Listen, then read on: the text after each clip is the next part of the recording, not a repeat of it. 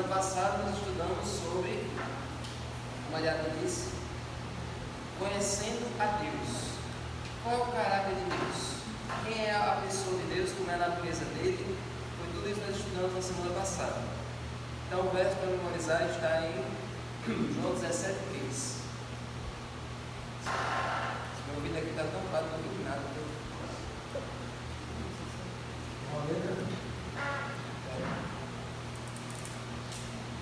João 17,3. A vida eterna é esta, conheço a ti mesmo, a único Deus verdadeiro, e a teu Filho, a teu enviado.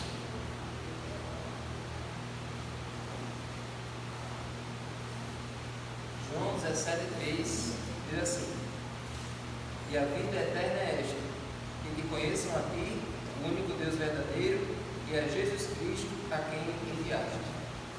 Então nós vimos que Satanás ele teve uma função, uma missão durante todo esse período que ele colocou a humanidade no pecado, que é justamente de mudar a imagem que as pessoas têm de Deus, de fazer as pessoas terem uma imagem distorcida de quem é Deus. Então, o plano da salvação consiste em mudar essa imagem distorcida que Satanás colocou. As pessoas têm a imagem de que Deus é um ditador, de que Deus é cruel, de que Deus é distante, de que Deus é frio. Então, o amor de Deus vem para o amor de Deus através de Jesus, vem justamente para mudar essa imagem. Então, foi isso que nós vimos durante a semana e que agora nós vamos revisar. Certo? Então, a primeira coisa que nós vimos no domingo foi justamente isso aqui. Vou pegar aqui o produto do Data Show.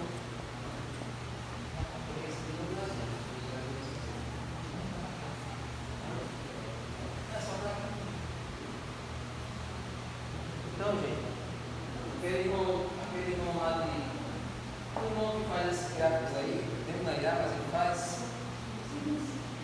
Olha, ele fala que o mundo perdeu o conhecimento do caráter de Deus devido a interpretações erradas sobre quem é Deus. Então as pessoas estão aí na escuridão, estão aí com a imagem distorcida. É provável até que vocês, antes de conhecer a verdade, talvez quando vocês eram crianças, em outro momento, vocês tinham aí. Como é que vocês imaginavam Deus quando vocês eram crianças? Qual é a imagem que vocês tinham de Deus? Se fizer isso, eu não castigo. Se fizer isso, ele castiga. E mais? Você já tem uma imagem boa de Deus. Deus era bom, né?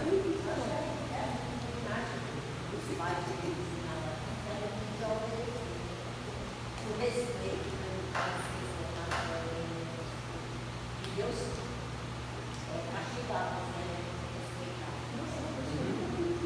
Então, é uma imagem bem comum de que Deus está sempre olhando para os seus erros para procurar castigar, né? Vocês sempre imaginavam Deus naquele trono, bem longe, bem inacessível, assim, bem distante da humanidade, né? Todo mundo imagina Deus bem distante, bem longe, né? Então, uma coisa muito interessante é se nós pensássemos assim, como a gente sabe na teoria, se a gente pensasse assim na prática, que Deus está nos olhando a todo momento, está do nosso lado, está nos olhando a todo momento, não pegaríamos tanto. Não pegaríamos tanto. O nosso pensamento não está muito ligado a Deus, se Deus está conosco, Deus está nos olhando a todo momento, e se tivesse, a gente não pegaria. Mas o que falta é isso. ter essa A gente imagem ter essa certeza, ter essa consciência de que Deus está nos olhando, está aqui conosco a todo momento, do lado, todo momento ele está com a gente. Mas isso acontece, você acha Esse que papo é quebrado, eu não sei. Viu, não? Eu acho que o que separa a gente de Deus são as coisas visíveis da invisível. Pelo fato de não se ver Deus, a gente acha que ele não está em parte nenhuma, entendeu? Mas eu acho que quando a gente começar a agir mais, utilizar mais os olhos da fé, aquela coisa, então, a gente tem que aumentar um pouco mais a fé. Que é para saber que ele é um Deus transcendente, mas que ele não é um Deus iminente. Que, ou seja, ele se fez homem para estar conosco. Acho que a lição vai falar de Deus conosco é Emmanuel. Né? Então, muito interessante o que a irmã coloca aí. Em muitos momentos da minha vida, eu achava que Deus não via o que eu fazia. Porque eu não abria muitos olhos da fé. Quando eu comecei a abrir os olhos da fé, aí foi que eu comecei a me sentir vigiado. Mas não por aquele Deus que castiga, que oprime, né? Mas por aquele Deus que disciplina. E que, sobretudo, usa da misericórdia dele para me trazer de volta. Né? Exatamente. Então eu passei por coisas que eu dizia assim, não, eu acho que voltar não vale mais a pena, porque Deus já sabe quem eu sou, já sabe o que eu fiz. E agora? Pois é. Então eu acho que abrir mesmo esses olhos da fé. Então, é muito importante ter essa imagem de que Deus está sempre olhando para nós, olhando para nós. Só que o que acontecia é que muitas pessoas pegavam essa imagem e não viam, só viam o Deus que julga, o Deus que castiga, mas não viam o Deus que perdoa, o Deus que oferece a graça. Então é importante ter essa dosagem da justiça de Deus junto com a graça de Deus. E Satanás,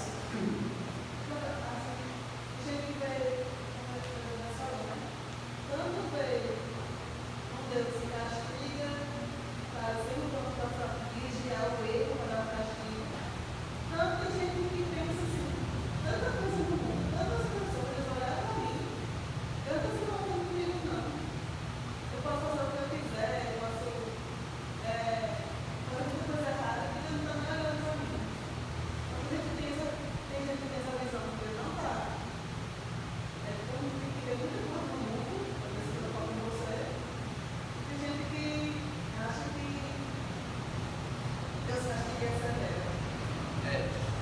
tem esse pensamento também, que Deus está muito ocupado com outras coisas e não vai prestar atenção em mim. Porque as pessoas olham para Deus com a ótica humana. A gente, quando está ocupado com uma coisa, a gente esquece outras.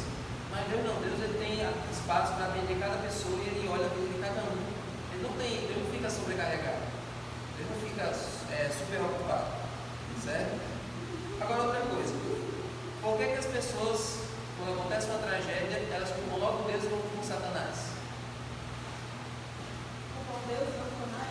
Quando acontece uma coisa ruim, as pessoas já colocam a culpa em Deus e não culpam o inimigo de Deus. Então, eu acho assim, se as pessoas sabem desse Deus poderoso, elas acreditam que Ele pode livrá-las de qualquer futuro, entendeu? Mas aí muitas vezes a gente atribui com Deus, porque a gente só vê quando tudo está muito bem, muito bom. Né? Geralmente a gente só recorre a Ele quando a gente já não consegue mais, ou quando as coisas já estão acontecendo. A gente diz, opa, mas você não sabe tudo, você não pode tudo, você não é tudo, e por que você deixou isso acontecer comigo? Né?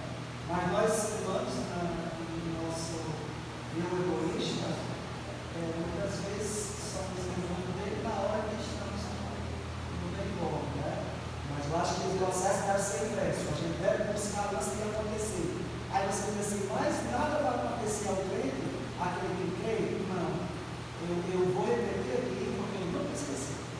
Numa reunião do Zoom, na pandemia, me mandavam falar sobre a morte. E ali foi que eu entendi. Quando ela disse que Deus não nos livra do vale, mas é no vale que Ele está conosco. Então, com Davi, com aqueles que foram jogados na fornalha, foi dessa forma, né? E a gente fica se questionando. Mas olha, eu trago muitas mãos. Eu sei que da porta da igreja tem muito isso. Eu acho muito difícil alguma coisa acontecer nesse espaço para mim. Eu não sei. Eu tenho isso na minha mente. Quando eu entro aqui, eu estou protegido. Mas da porta para lá, eu não sei o que pode acontecer comigo. Sabe? Mas aí eu me preparo para isso. Busco uma oração, tento aumentar a minha fé, né? E acreditar que Ele é soberano e que Ele pode fazer as coisas. Se Ele fizer, com Ele eu devo contar. E se não fizer, eu tenho que questionar pelo fato de Ele não ter feito. Exatamente. De Ele não ter feito. Exato. Então, isso aí é uma imagem positiva de Deus. Satanás, ele começou a plantar uma imagem errada sobre Deus lá no céu, para os anjos. que eram inteligentes, mais inteligentes do que nós. E uma terça parte dos anjos passou a acreditar no que ele estava dizendo. Então Satanás trouxe o mesmo discurso para a terra e os dois humanos caíram no mesmo discurso dele. Então, desde Gênesis 3, 1 a 5, o objetivo de Lúcifer era esse: mudar a imagem das pessoas sobre Deus que criou elas. E hoje tem um parágrafo aqui, tem uma frase assim, que é bem interessante. Olha, Satanás não se importa com a imagem que alguém faz de Deus, seja ela panteísta. Panteísmo é acreditar que Deus está em todas as coisas, ou seja, Deus é esse ventilador, Deus é essa cadeira, Deus é esse chão. Panteísmo é achar que Deus está em tudo, que Deus é uma energia, que alguma coisa que Deus é tudo. Isso é panteísmo. Nas folhas, no teto. Inclusive dentro de você tem um Deus dentro de você. Desperte o seu Deus interior. Você vai ouvir isso, muito isso em livros de autoajuda, aqueles vídeos de autoajuda, tem muito essa expressão. Você tem um Deus dentro de você. Então, o ateísmo é isso. O ateísmo é dizer que Deus não existe. O deísmo é dizer que Deus existe, mas não se importa. É um pai ausente, criou e deixou para lá. Então, o agnosticismo, que é você não saber se Deus existe, é diferente do ateísmo. O ateísmo é eu dizer, Deus não existe, pronto, eu tenho certeza que ele não existe. O agnóstico, ele, não sei se ele existe. Pode ser que sim, pode ser que não. Né? Vai que, né? Eu não vou arriscar. Então, Satanás não se importa com qualquer imagem que você tenha de Deus, desde que essa imagem não seja a verdadeira. Que não seja real, né? Então, voltando naquela pergunta que você fez, por que quando acontecem as desgraças, as pessoas culpam Deus e não culpam Satanás? Quando o Rio Grande do Sul foi destruído naquela grande inundação, o que saiu de mensagem, de pregação, de vídeo, dizendo que era a mão de Deus, a mão de Deus punindo, por causa que os políticos eram assim, assado. Então, todo mundo atribui a distinção sempre a Deus. Porque lá tem muita a questão da, como é que eu posso dizer, aquelas religiões que fazem aqueles. São satanismo. Lá tem o satanismo mesmo, a igreja de Satanás, aberta mesmo, com a imagem de Satanás lá e tudo. Então, o que o povo dizia na época? Todo mundo dizia que era Deus punindo, era Deus destruindo, reprovando essas coisas, da política, das crenças, das igrejas. Só que o diabo ficou nos bastidores. O diabo fica sempre nos bastidores. Porque ele quer mesmo que as pessoas culpem Deus pelas desgraças. Isso mesmo. E como Satanás quer que as pessoas pensem assim, como ele é o criador, como ele é o dono de tudo, se qualquer problema está acontecendo é culpa dele.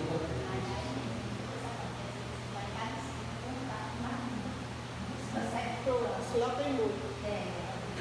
Mas se Deus fosse punir, se Deus fosse punir isso, Deus já teria destruído o mundo. Pois é. Então, gente. Agora eu não existiria mais, a Bahia não existiria mais, Arapuá não existiria Não é mais. Deus punindo, não. É outra coisa que a gente precisa saber. Pois é. Aí, ó, o parágrafo do domingo diz: no fim das contas, a mensagem de Satanás prega foi clara. Deus está escondendo algo em você. Ele não quer o melhor para a sua vida. Você não pode confiar nele. Porque o que a serpente disse não foi: se você comer, ele não quer que você coma, porque ele tem que você comer, seus olhos que você abrir, você vai ser que nem ele. Ele não quer que você seja como ele. Então, essa é a premissa de tudo que Satanás tenta fazer com que o ser humano acredite. E o que Deus tem para oferecer não presta, e o que ele tem para oferecer é melhor. Então, a missão de Jesus. Ele também quis colocar a dúvida no coração dos nossos primeiros pais, né? Eles não dizem, parece que ele começa falando, não disse, né? Aí ela disse, sim, poderia comer isso, ela dá uma resposta, né? Mas ali ele já jogou a semente da pergunta, né? Da ansiosa, da maldade, da malícia, e ela justamente caiu, né? Tanto é que Ele, no final, realmente ele queria dizer que eles não morreram de imediato, que na verdade eles não morreram, né? Eu não sei se ele vai falar sobre o conflito cósmico, que vai mostrar que ali houve derramamento de sangue, porque eles tiveram que sacrificar dois cordeiros, né?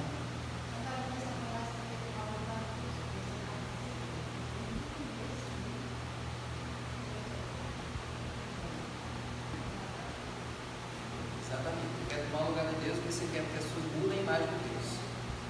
Mas, E essa coisa de mudar o lugar de Deus, a irmã falou de algo interessante. Porque ele quis substituir Deus lá no céu, e eu acho que a própria Eva, ela se envaideceu. Ela gostou daquela ideia ali de ser como Deus, entendeu? E você falando aí, hoje nós temos os nossos deuses, né? Assim, eu posso, eu sei, eu faço. é a mesma tentação. Pois é, não sabe que nós somos resultado de tudo que ele provém da nossa vida, nossa capacidade, os nossos cognitivos, tudo nosso vem dele, né? Provém dele. Na missão do ano da meditação, falamos justamente sobre esses princípios básicos da autonomia, que é muito evangelista, né? E diz assim, que para ser fiel a gente tem que levar três aspectos.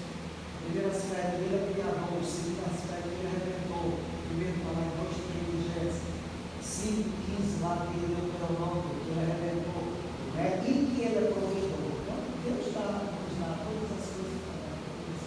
Nós é que somos filhos e irmãos. E aí, eu vou voltar para uma questão, eu acho que ele usa o seu juízo, da isso. Ele não livra o homem, sabe? Quando ele poderia livrar. Então, se lá está havendo bruxaria, coisa do tipo, talvez ele diga, vou deixar aí que essa vai acontecer mesmo.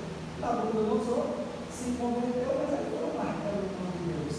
Porque ele trouxe justiça para Israel, mas Israel ainda falido, fabrica. Exatamente. Não é assim conosco, Deus vai usar o seu martelo, vai livrar a gente de qualquer bênção, né?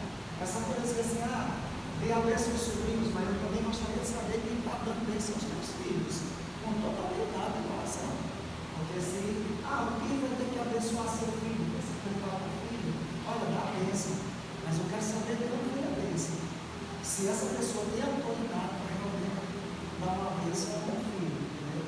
Às vezes eu até duvido de mim se eu sou capaz, toda hora que a mulher diz, benção pai, André, com 26 anos, benção pai, Deus te abençoe. Mas eu digo, nossa, eu quero estar em dia com você, que é para essa bênção que se estendeu para a minha família, não é possível, sabe? Desculpa, Davi, mas não, é muita coisa nisso. Olha como tem coisa para comentar só no domingo, né? Agora, nós vamos dia após dia, entender uma faceta do caráter de Deus. No domingo tem uma lista de atributos de Deus, muita coisa boa. A Bíblia fala de várias características de Deus, fala da onipotência, ele pode tudo, da onisciência, ele sabe de tudo, da sua justiça, sua misericórdia, sua paciência, amor por nós, sua sabedoria, sua graça, seu perdão, sua vontade para a nossa vida, seu poder sobre a morte, a sua soberania, sua eternidade e muitos atributos. Se a gente fosse passar o dia todo dizendo adjetivos para Deus, a gente não podia parar. Deus é tudo de bom, ele é exatamente a definição do que é bom, né? Então, o primeiro atributo que nós vamos estudar aqui sobre Deus é a santidade. Deus é santo. O que quer dizer isso? O que quer dizer o fato de que Deus é santo? É a implicação de Deus ser santo. Ok? Aqui ele falou agora, atributos da natureza de Deus. A sua.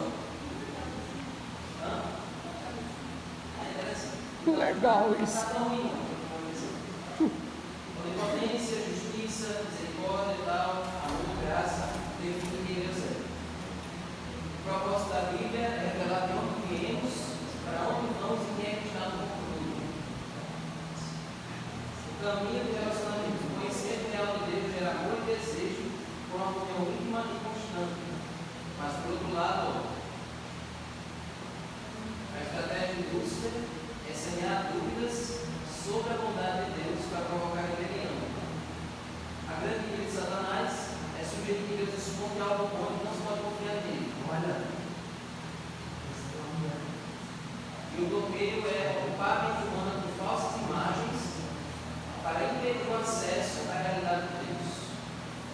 Aqui, em pequenininha aparecem vários símbolos, várias coisas. Então, Satanás usa a filosofia, Satanás usou no tempo da Bíblia a idolatria, usa várias coisinhas para fazer com que as pessoas enchem a mente dela com outras coisas do que com Deus. Certo? Daquele escuro do celular, caixando na cabeça das pessoas. E a gente, pessoas falam, que a gente fica rolando. As pessoas não sei como que você aguenta ver temas dos mais valores possível. Porque eu tenho pessoas em casa que fazem isso, que parece que do lado. E eu fico impaciente, as pessoas enchendo a sua cabeça em todo tipo de assunto, na maioria das vezes coisas triviais, sabe? E nós não, é sempre instrumento para realmente ocupar esse tempo com sua mente com Deus. Então, são vários livros modernos. Santidade. Santidade é uma palavra que hoje não é muito usada para muitas coisas. Tem poucas coisas que são santas hoje. Na verdade, as únicas realidades santas que a gente conhece estão na palavra de Deus. Inclusive, sabe onde é santo, e acima de tudo, Deus é santo. É verdade, os atributos do caráter de Deus são os mesmos das coisas também. A lei é o caráter de Deus no escrito. Alguém na Bíblia diga o que é o caráter de Deus, a lei. Deus é amor, a lei é amor. A lei é amor também. Deus é justiça, a lei é justiça. Né? Então, quando a Bíblia diz que Deus é santo, está querendo dizer que ele está separado do mal e do pecado. Ou seja, em Deus não tem nada de maldade e nem nada de pecado. Existe aí uma filosofia que é você já deve ter visto esse símbolo na internet, que é um símbolo assim, com dois pingos, um preto e um branco. No símbolo, o pingo preto tem uma ponta branca e no pingo branco tem uma ponta preta. Yin e Yang. Esse símbolo, acho que é do hinduísmo, diz que no mal existe uma coisa boa e no bom existe uma coisa ruim. Mas eu não acredito que isso significa que Deus não é muito bom. Porque criou o mal e Satanás não é sempre ruim, porque já foi o certo. E aí, essa afirmação aí de Ariadne é muito perigosa, não porque ela disse, mas porque as pessoas dizem. Agora você precisa saber explicar quando alguém disser isso. Liga de novo, Ariadne, para explicar. Deus não é 100% bom, porque criou o mal, e que Satanás não é 100% ruim, porque pertenceu ao céu. Olha, uma questão para gente poder que. Tem muita gente que acredita nisso. Muita gente que acredita Muita nisso. gente que vive nisso aí. Vive crendo nisso aí. Eu não sabia que era tudo. Por que Deus criou Lúcifer mesmo sabendo que eles estão na Satanás? Pelo mesmo motivo que ele criou Adão e Eva, sabendo que eles iam pecar. Porque Como ele sabia que Israel também ia pecar. Ele sabia. é mesmo motivo por que Deus nos dá a vida, mesmo sabendo que a gente vai trair O ele. fato de Deus saber não interfere na nossa decisão. A luz da palavra diz que o fato de ele saber que algo vai acontecer, ele não interfere naquilo que vai acontecer. Ele respeita a nossa decisão e a nossa escolha. Ele sabia que ia acontecer, mas não foi por isso que aconteceu, não. Aconteceu porque as pessoas escolheram o lado errado.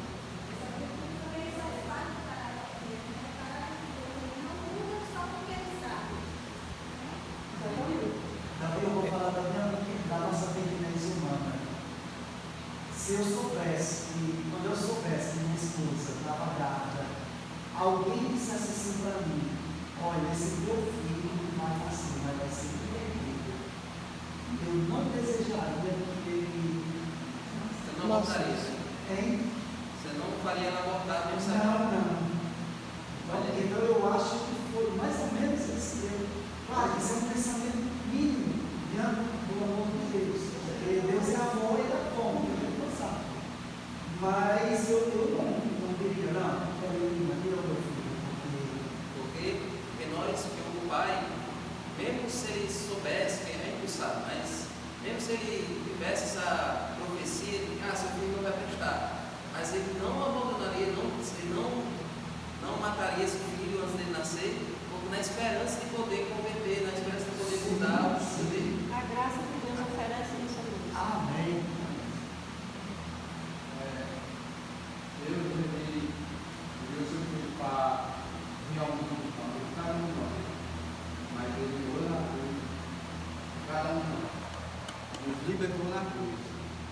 Ele quer que todos continuem para ser salvos.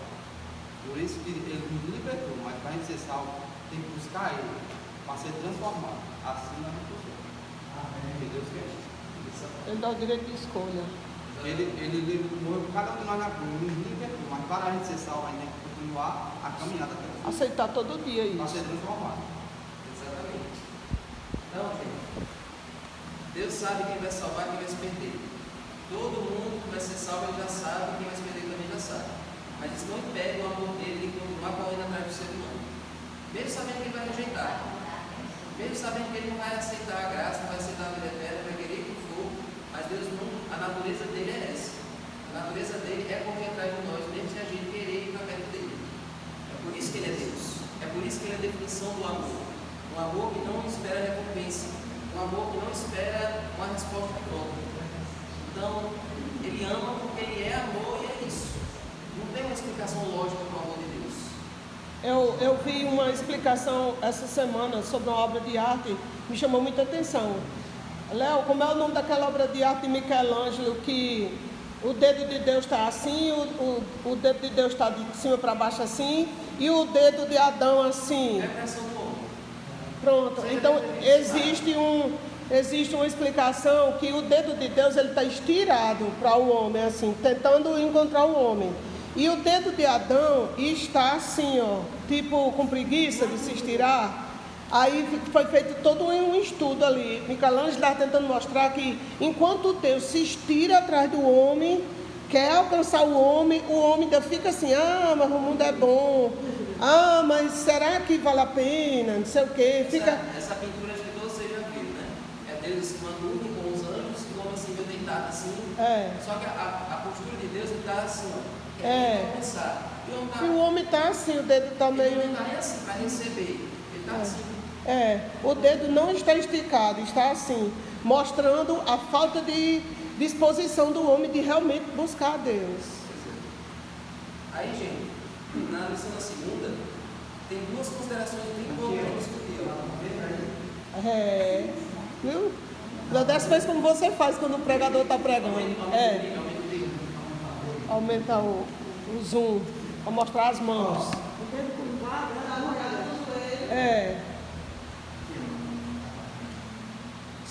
Faz um zoom bem na mão.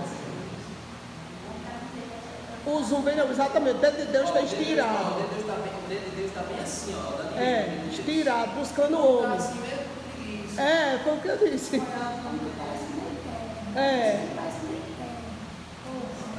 O artista, ele captou, né? O amor de Deus. Michelangelo não tem nem esse conhecimento que a gente tem. Mas ele entendeu. Ele demonstrou aí justamente a disposição. Mas ele não tem esse conhecimento que a gente tem. É isso aí que está na Capela Sistina, né? Essa pintura bem em cima. Agora, gente, na segunda-feira, tem duas considerações sobre a santidade de Deus que é bem interessante a gente conversar. O amor de Deus é puro e santo, ou seja, é livre de egoísmo e interesse próprio. Agora, a onisciência de Deus também é santa. Quer dizer isso aqui? Por isso que é tão difícil a gente entender o amor de Deus, porque até mesmo quando a gente ama, o nosso amor é corrompido, é egoísta, é partidário, é arrogante. Até o nosso melhor é podre. Quando a gente ora por alguém, a gente ora porque a gente gosta, a gente ora por um povo que a gente... Na história dos patriarcas, tem aquela questão do primogênito, né? Sempre o filho era mais querido, era mais gostado. Mas os privilégios eram para ele. O privilégio. Realmente isso mostra o quão nosso amor é limitado, né? O amor humano. Então, olha só. O alicerce do caráter de Deus. A santidade sustenta todos os outros atributos, tornando Deus livre de confiança. Deus é puramente bom. Ele é afastado do pecado de qualquer motivação egoísta. Deus não é egoísta. Então, quando ele diz assim lá no Dez Mandamentos, não farás para ti mais de escultura, nem semelhança alguma que é em cima do céu, nem embaixo da terra, nem nas águas embaixo da terra, não as adorarás, nem lhe darás culto, porque eu sou o Senhor teu Deus, Deus zeloso. Ou seja, Ali não é que Deus é egoísta de querer adoração só para Ele. É porque Ele sabe, se você adorar qualquer outro livro, você está escolhendo a morte. E adorar a Ele é escolher a vida. Não é pelo seu bem que Ele quer que você o adore, somente a Ele. Se você escolher qualquer outro Deus, qualquer outro caminho, aí você está escolhendo a morte. Então não é egoísmo da parte de Deus. Mas, logo você. Ele saiu, ele... Vai. Porque a santidade sustenta todos os atributos de Deus. A onisciência de Deus é santa. Você confiaria em Deus e conhece todas as coisas, mas que Ele não é santo? Qual seria a implicação de Deus saber de tudo e Ele não ser santo? Na hora que Ele estiver saindo da gente, a vida de nós. Tchau, é mesmo. A vida de nós, porque o nosso Deus não é um Deus irado. A gente paga as consequências dos nossos erros e mais vezes errando, Ele nos dá graça e misericórdia. Mas um Deus que sabe tudo e não... Imagine se Deus não fosse bom, se Deus fosse mal intencionado, Ele sabe todos os seus segredos. Pensa aí na implicação disso.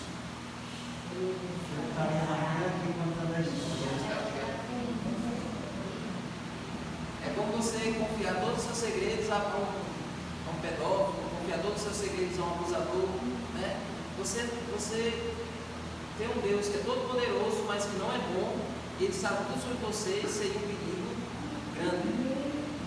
É outra coisa. Ele colocaria a nossa vida no terreno.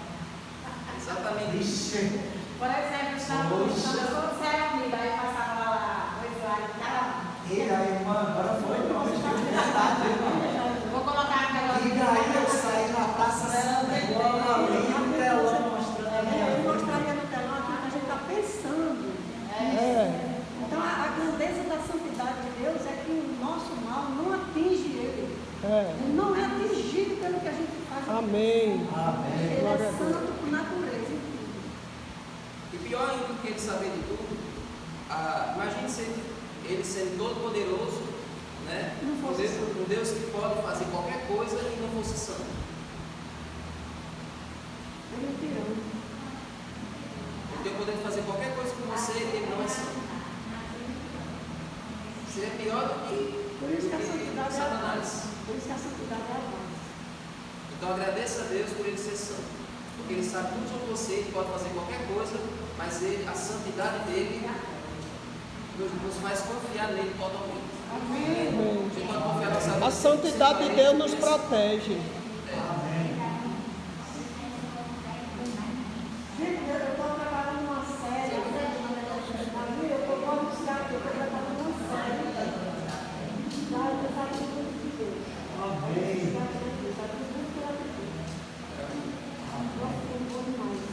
E é por isso, gente.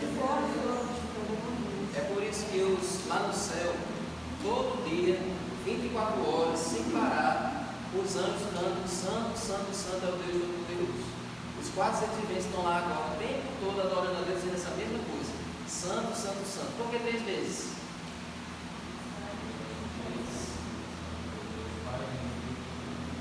Muito bem. Diz 3 vezes porque é do Pai, do Filho e do Espírito Santo. Os 3 são santos. E a santidade de Deus é uma coisa que tanto nos conforta como nos dá um senso de reverência. É por isso que a lição está dizendo aí, ó, Moisés, Isaías, Ezequiel, Daniel e João são 5 homens que tiveram o privilégio de ver a glória de Deus. Citou Josué também viu esse pai. Josué também viu, né? Está aí? Não, mas 6 homens tiveram esse privilégio de ver a glória de Deus. E toda vez que eles tiverem esse encontro com Deus, o que eles tinham que fazer antes? Está aí na lição. Mesmo que eles não quisessem, eles se prostravam em terra. Alguns caíam com o rosto interno, né, irmão? Daniel caiu no chão, prostrado Como morto. no chão. João caiu como morto.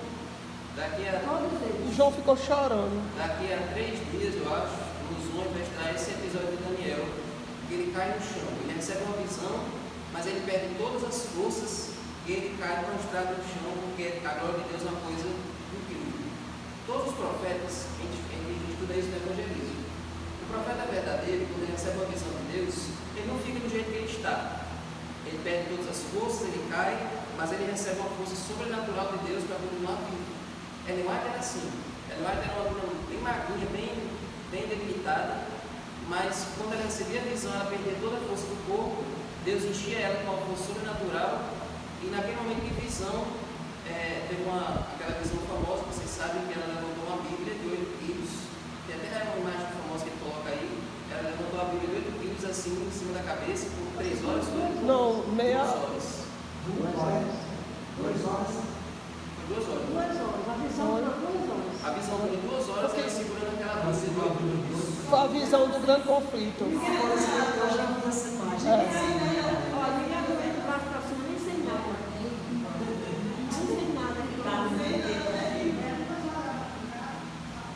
Não, ela ficou 2 horas de oração, segurando a Bíblia. E em visão, ela com os olhos abertos, vendo que Deus estava revelando. E cheio de pessoas, tinha mais ou menos 20 e poucas pessoas. Era a sala da casa de um irmão que ele estava se reunindo para adorar a Deus, que não tinha igreja ainda. Né? Era no início, era nos primórdios. Ele se reunia na casa dos irmãos. E eles estavam numa casa orando. E todo mundo assistiu. Viu? Então a santidade de Deus, quando nós estamos na presença dele, a santidade dele passa para nós. A santidade dele nos preenche. Amém. Então é preciso que quando a gente for para a presença de Deus, a gente faça como esses profetas faziam. Toda vez que eles iam para a presença de Deus, eles tiravam as sandálias, porque o lugar que eles iam pisar era a terra santa. Então é preciso a gente se purificar. A gente não pode ir para a presença de Deus de qualquer maneira. Quando os sacerdotes eles iam para o santuário, eles tinham que ter um momento de purificação antes. E antes de eles entrarem na tenda, eles tinham que lavar as mãos e os pés naquela pia que tinha ali perto do altar. Então eles não podiam entrar de qualquer maneira lá dentro, certo? Então a santidade de Deus é uma coisa que nos leva a ter reverência e senso de respeito por Ele, certo? Agora nós vamos comparar uma característica que a gente já falou hoje. Deixa eu só terminar aqui. Outra vez a gente só vai suportar essa glória no corpo glorificado. Exatamente. Hoje não suporta. Hoje não suporta a glória de Deus, a luz da glória de Deus vive nas suas pecadoras. É como olhar para o sol, né, David? E ninguém consegue. Certa vez eu fui olhar para o sol para testar e os olhos ficaram embaçados. Mesmo no eclipse a gente não consegue, na verdade é pior. Naquele eclipse, a minha menina foi a oftalmologista. Ela foi olhar direto. Quando eu entrei, aí ele olhou assim e disse, o Beto brincou, disse, já sei. A gente estava na Paraíba, né? Aí de uma visão lá, a gente comprou aqueles 14 e a gente foi olhar. Tão sensível, né? Fiquei pensando, né? Se o olho atingido pela luz do sol, com uma lente 14, se Deus criou esses astros, Pois é. que glória é essa? Quando eu vendo a descida dos 4 astronautas, né? Por sinal, tem até um vídeo de Nelson Rochas, porque tem muita gente que não acredita na ciência, né? Acha que o homem não foi na Lua, que o homem não vai no espaço. A gente sabe por quais interesses, né? Mas assim, um dos astronautas falou sobre Deus na viagem e falou sobre a Bíblia. E lá Nelson traz essa matéria, querendo dizer que a ciência ela é a dúvida de Deus. Então, os astros, tudo que está aí no céu, o homem busca compreender, foi Deus quem fez. E outra coisa, ele reserva coisas para a gente que o olho humano nunca nem viu. Né? Então, quão grande é esse Deus? Imagina a sua glória. Ele cachorro botando lá em cima vai melhorar. Então, terça-feira, nós vamos agora para o atributo mais famoso de Deus, que é Deus é amor. 1 João 4:8.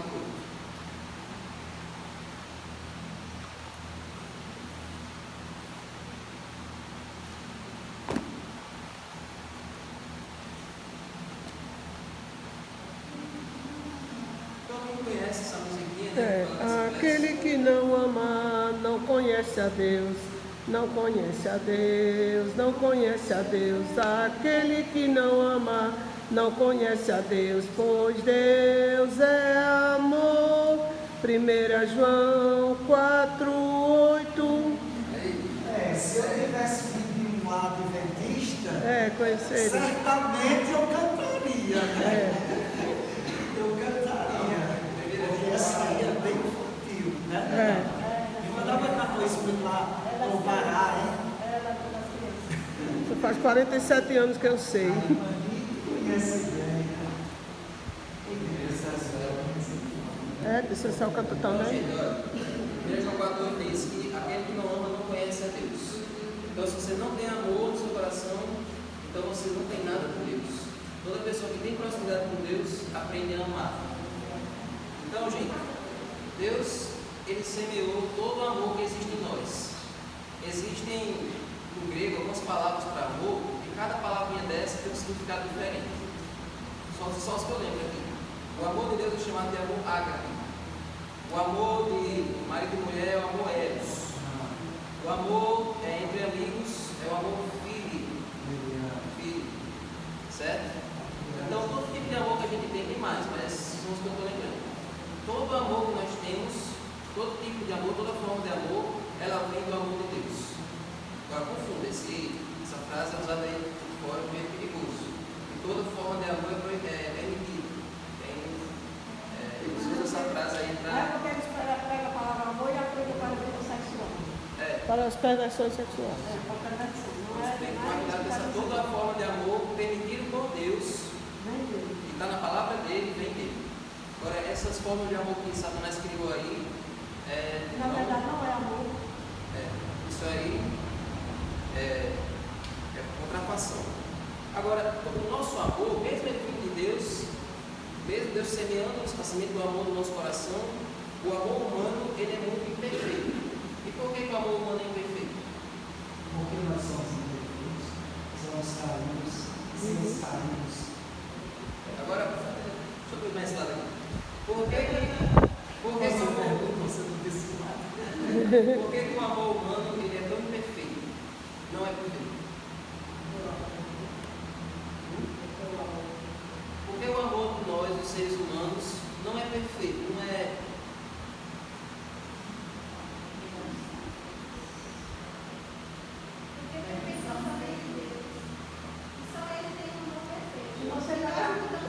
Se você pegar a água limpa e está numa vasilha suja, a água fica contaminada. Nosso amor não é perfeito. Se você pegar água limpa, água pura, água potável, e você colocar numa vasilha suja, a água fica contaminada. Todo amor, ele não muda, independente de quem somos ou quem seremos. Ele não muda, ele muda todo instante. Então, é conveniência, não é? O amor humano ele é conveniente, é baseado no interesse, é baseado na troca. Eu só amo se você me fizer algo que volta. Se você não me responder, se você não me der atenção, eu paro de amar você. Então o amor do ser humano é assim, é baseado no que o outro pode dar. Mas o amor de Deus é amar os seus inimigos.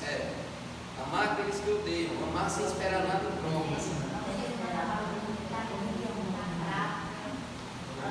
Agora, a gente sempre diz isso, que é difícil, e acaba não querendo praticar de jeito nenhum.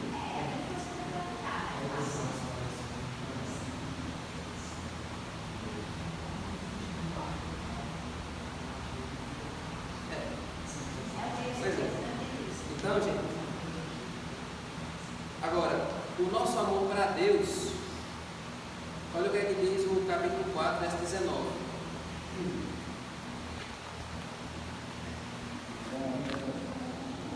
1 João 4, 19. É também um verso que dá para decorar, que diz assim: nós amamos porque Ele nos amou primeiro. Toda demonstração que nós fazemos para Deus de amor é só uma resposta ao amor que Ele primeiro nos deu. A gente nunca ama Deus primeiro, Ele nos ama primeiro e tudo que a gente faz para Ele é só uma resposta, uma reação. Ele se estira primeiro atrás de nós. Pois é. Aí vai para João 3,16, né? Porque amor De tal maneira, de Deus, seu Filho, né? exatamente.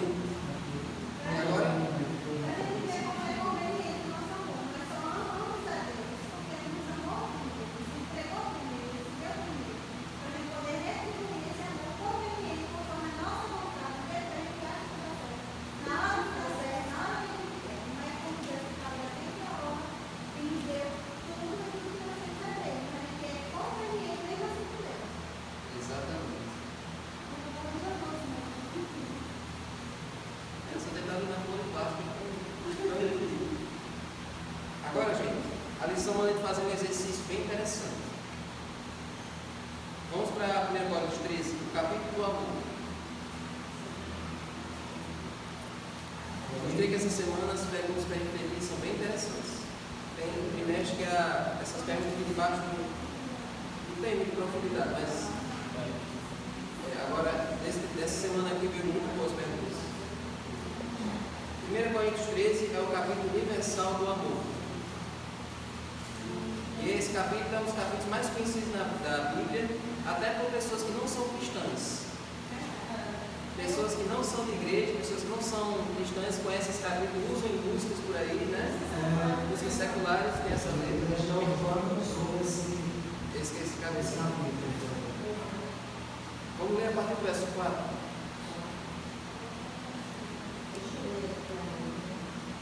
Você deve querer na versão dela aqui. Pode ir. Quem ama é paciente, quem ama não é ciumento, é orgulhoso e não vai É o 7. Quem ama não é grosseiro nem egoísta, não fica agitado, nem guarda mágoa. Quem ama não fica alegre quando alguém faz uma coisa errada, mas se alegra quando alguém faz o que é certo. Quem ama nunca desiste, porém se torna firme com fé, esperando o bastante. Olha aí. É bom. Um trocadilho que faz aí nessa versão que é bem interessante. Quem ama nunca se alegra desiste. quando alguém faz uma coisa errada, mas se alegra quando alguém faz uma coisa certa. Certo. Aí a lição vai fazer 2 exercícios com esse texto. Primeiro, você substitui a palavra amor por Deus. Então, Nessa versão aqui o amor é paciente. Aí eu vou botar Deus é paciente. então substituir. O amor jamais acaba. Deus jamais acaba. Exatamente. Cada vez que aparece a palavra amor, a gente troca por Deus. Tem gente que fica alegre quando as pessoas dizem assim. Gostei da Bíblia aí, não? Gostei da Bíblia. Vamos fazer agora. Deus é paciente e bondoso. Deus não arde em ciúmes. Deus não se envaidece. Deus não é orgulhoso. Deus não se conduz de forma inconveniente. Como é que diz na sua aí, no verso 5? Primeira frase. Quem ama não é grosseiro nem egoísta, não fica irritado, nem guarda mágoa. Não guarda Deus mal. ele não é grosseiro, Deus não é egoísta, Deus não fica irritado. Mesmo quando diz assim, ira de Deus é contra o pecado, não é contra nós. Deus não fica com raiva. Deus tem uma ira santa. Certo? Às vezes, pessoas que não dão uma palavra, é muito bom, né? E Deus, né? Assim, Deus não se decepciona. Ele já conhece você, ele já sabia. Então, a gente diz assim, não se preocupe, Deus não está decepcionado com você. Deus está Deus não é pego de surpresa com nada.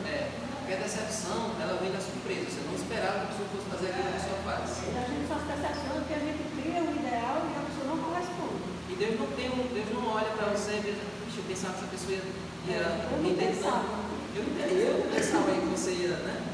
E Deus sabe. Já sabe. Esse fechamento é espetacular. Agora, pois, para começar a ter a esperança em Deus. Estes 3, porém, o maior destes é Deus. Olha aí. Mas então terminando o meu verso 6, ó. Deus não se alegra com a injustiça, mas Deus se alegra com a verdade. Deus tudo sofre. Deus tudo sofre. Jesus sofreu tudo. Tudo que todo mundo sofre, Deus sofre ao mesmo tempo. É. Deus tudo crê, Deus tudo espera e Deus tudo suporta. Fica bem mais emocionante quando a gente troca amor por Deus. Teve uma lição que foi bem profunda, eu nunca esqueço, que diz assim: muitos seres humanos não confiam em Deus, mas Deus confia em nós. Deus confia tanto em nós que Ele fica esperando, correndo atrás de nós, deu seu Filho, dá sua graça, dá um tempo de vida, porque Ele confia em nós, que nós vamos, uma hora ou outra, a gente vai dizer sim para o amor dele. O problema é o resto da vida. Agora, essa parte emociona, essa parte é bonita, mas agora tem a parte desafiadora, que é a que nós amamos. O pior é agora, porque agora você vai trocar amor por seu nome. Ixi, lascou. Ela ainda pede leve. seu irmão. Sou O 4 ou 7. Então, Léo dessa paciente, Léo dessa Bote a palavra eu. Vamos colocar eu. Eu sou paciente, eu sou bondoso, eu sou ardente, eu não me abro em ciúmes, eu não me envaideço, eu não sou orgulhoso, eu não me conduzo de maneira inconveniente, Aí tá difícil. eu não busco meus próprios interesses, eu não me irrito, eu não me ressinto do mal, eu não me alegro com a injustiça, eu me alegro com a verdade, eu tudo sofro, eu tudo creio, eu tudo espero, eu tudo suporto. Está longe, está longe. Anos-luz. Davi, na glória sim, mas a gente vai mais pesado essas coisas. É aqui que entra a graça, gente. A graça é para cobrir toda essa imperfeição. A graça que nos dá esperança no meio de todas essas Porque na graças. glória é capaz. Agora a gente não tem passar essas coisas. Então, o desafio da vida cristã é a gente, durante toda a nossa vida, tentar fazer com que esse verso se aplique a nós. Amém. Quando é que eu vou aprender a ser paciente? Tem um trecho do filme que Deus fala para a pessoa e diz: olha, você pede para ser paciente, mas eu lhe dou oportunidades para você ser paciente. Você pede amor em sua família, mas Deus dá a oportunidade de você exercitar esse amor. Então Deus dá várias oportunidades para a gente colocar isso em prática. Um filme de comédia, mas aquele todo poderoso. Mas tem uma cena lá que é bem interessante, Deus fala isso. É um filme que mostra como é difícil se Deus desse a chance de um ser humano ser Deus. Pelo menos por um dia. Aí o cara recebe o poder para ser Deus, mas ele não sabe o que fazer com as coisas, porque ele só quer usar para o bem dele, não é? Deus ele usa para o outro.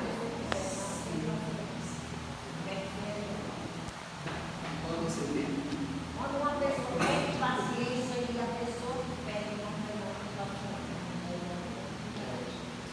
Quando eu peço paciência para alguém, mas eu mesmo não tenho paciência. Mas nós todos somos assim. Todo mundo, do dois lados, sem paciência. Todos nós temos que lutar com isso. Isso, né? Quando a pessoa acontece uma desgraça com uma pessoa, a gente não vive, mas a gente pensa. Bem feito. Bem feito, eu acho é pouco.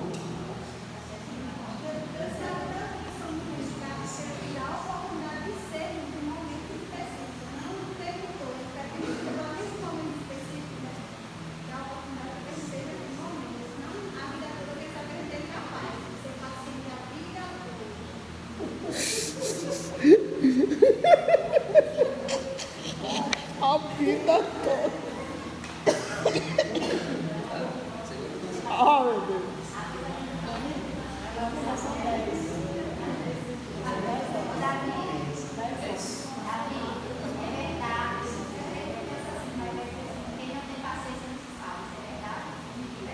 Na verdade, ninguém se salva. Quem não tem paciência não vai se salvar?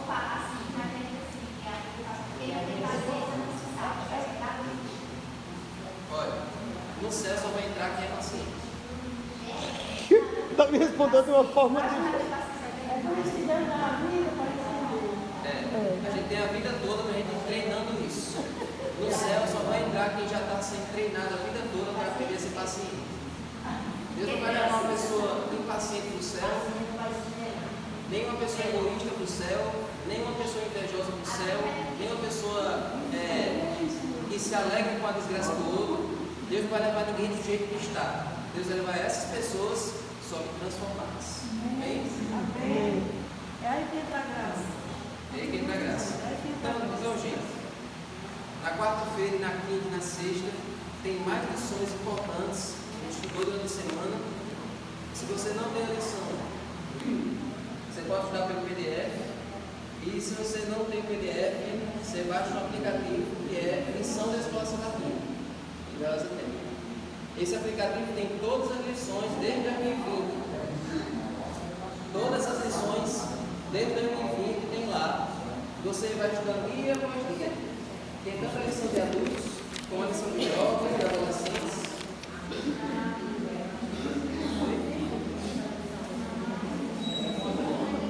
Você ainda tem que fazer uma assinatura e ela vem cada 3 meses a lição chega na sua casa. Certo? Agora a assinatura só faz meio, não? Você é bem gente, vamos ficar de pé?